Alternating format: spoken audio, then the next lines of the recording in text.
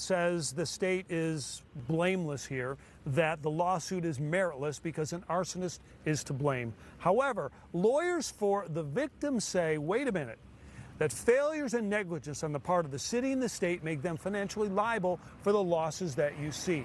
So, let me explain. The U.S. Attorney has already charged 29-year-old Jonathan Rinderneck with setting the Lockman fire in the hills above the Palisades. It was around midnight on New Year's Eve, and by dawn, firefighters claimed to have put that Lockman fire out. But investigators later found that wasn't accurate, that firefighters failed to extinguish the fire and that embers continued to smolder underground and reignited to cause the Palisades fire. And here is their alleged smoking gun. January 2nd, 24 hours after firefighters said the Lockman fire was fully contained, this hiker video shows the fire still smoldering, and you can see the smoke. Now, lawyers in the lawsuit say the firefighters failed to use thermal imaging or mop up the Lockman fire so it was out. They also say the State Parks Department, contrary to its own rules, failed to inspect where the fire began in the park or post a fire watch, despite a high wind forecast that investigators say reignited the embers a week later.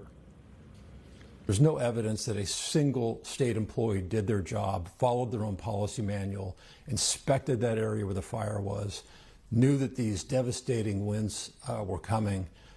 They just didn't do their job, and we intend to hold the state of California responsible. Governor Newsom rejects the claim, saying, quote, the state didn't start this fire, that was an arsonist, and the state wasn't responsible for responding to or monitoring the fire, but opportunistic plaintiffs' attorneys are now going after this Department of Parks and Rec. He threw the firefighters under the bus. He took no responsibility, completely dodged the issue of his own state parks agency not doing inspection of this land. So the lawsuit, John, as you know, may or may not go to trial because the state has a lot of immunity. But as for the rebuild, out of about 7,000 homes destroyed, 1,500 have applied for permits and about 620 have actually received them. So we see some piecemeal construction going on. Back to you. Well, it's pretty clear from that hiker's video that the earlier fire was not out. That's for sure.